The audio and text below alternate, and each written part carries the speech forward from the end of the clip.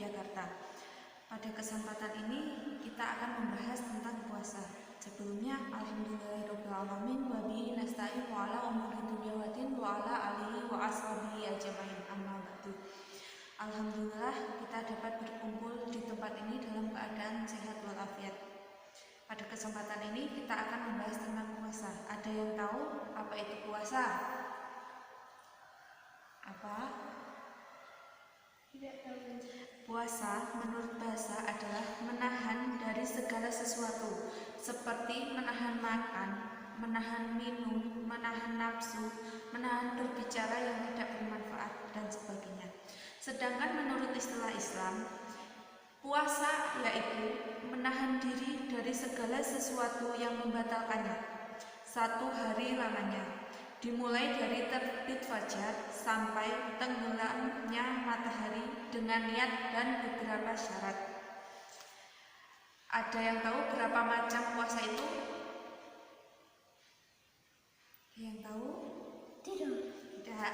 Puasa itu memiliki 4 macam. Yang pertama, puasa wajib. Puasa wajib itu puasa yang harus dilaksanakan, seperti puasa bulan Ramadan, puasa kafarat, dan puasa nazar. Yang kedua, puasa sunat. Yang ketiga, puasa makruh.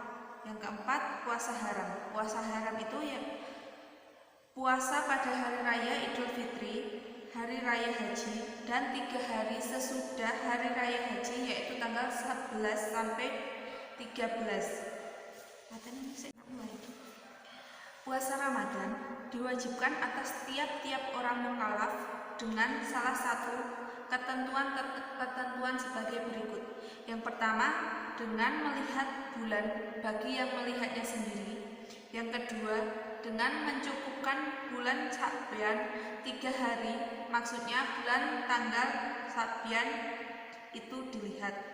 Tetapi kalau bulan tanggal 1 Sya'ban tidak terlihat, tentu kita tidak dapat menentukan hitungan sempurnanya 30 hari. Dan yang ketiga, dengan adanya melihat ru'yah yang dipersaksikan oleh seorang yang adil dan di muka hakim. Kabar mutawatir yaitu kabar orang banyak, sehingga mustahil mereka akan dapat sepakat berdusta atau sekata atas kabar yang dusta. Yang kelima, percaya kepada orang yang melihat.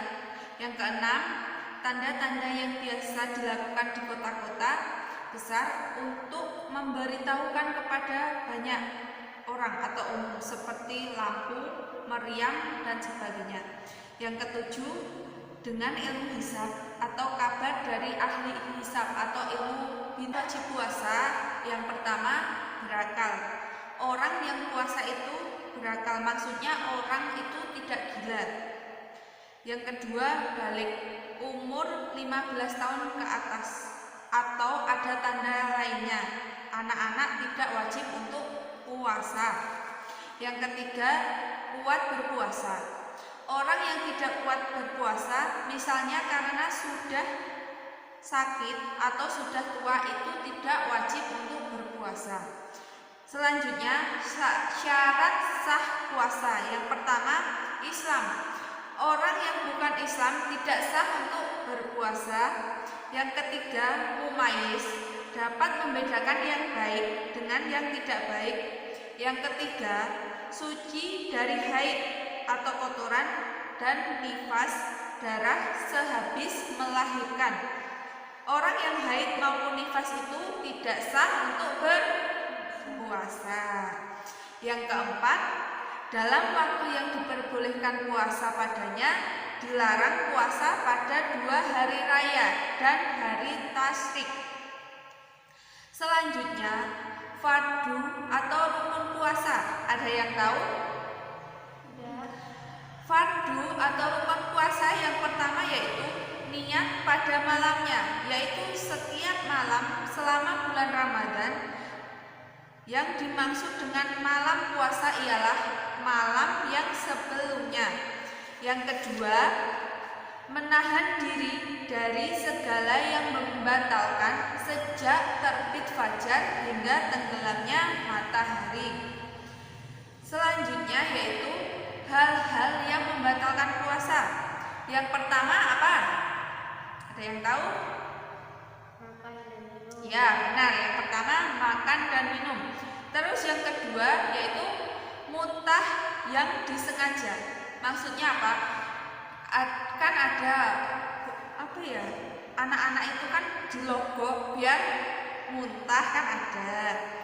Yang ketiga yaitu bersetubuh antara suami dan istri.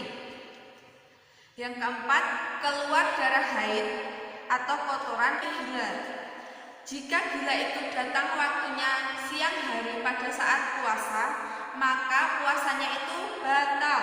Yang terakhir yaitu keluar mani dengan sengaja karena bersetubuh antara laki-laki dan perempuan atau antara suami dan istri pada siang hari saat puasa.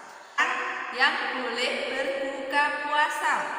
Yang pertama, orang yang sakit apabila tidak kuat untuk berpuasa atau apabila berpuasa maka sakitnya akan bertambah parah atau melambatkan sembuhnya menurut keterangan ahli dalam hal itu. Yang kedua, orang yang dalam perjalanan jauh boleh berbuka, tetapi ia wajib untuk mengqadha puasa yang ditinggalkan itu. Yang ketiga, orang tua yang sudah lemah tidak kuat lagi berpuasa karena tuanya. Yang keempat, orang hamil dan orang yang menyusuinya sunat berpuasa. Yang pertama, menyegerakan berbuka apabila telah nyata dan yakin bahwa matahari sudah terbenam atau waktunya untuk berbuka puasa. Yang kedua, berbuka dengan kurma atau sesuatu yang manis atau dengan air. Yang ketiga, berdoa sewaktu berbuka puasa. Yang keempat, makan sahur sesudah tengah malam dengan maksud supaya menambah kekuatan ketika berpuasa. Yang kelima, mentakhirkan makan sahur sampai kira-kira 15 menit sebelum fajar atau sebelum azan subuh. Yang keenam, memberi makan untuk berbuka kepada orang yang berpuasa. Yang ketujuh, hendaklah memperbanyak sedekah selama dalam puasa. Yang kedelapan, memperbanyak membaca Al-Quran dan mempelajari karena mengikuti perbuatan Rasulullah Shallallahu Alaihi Wasallam.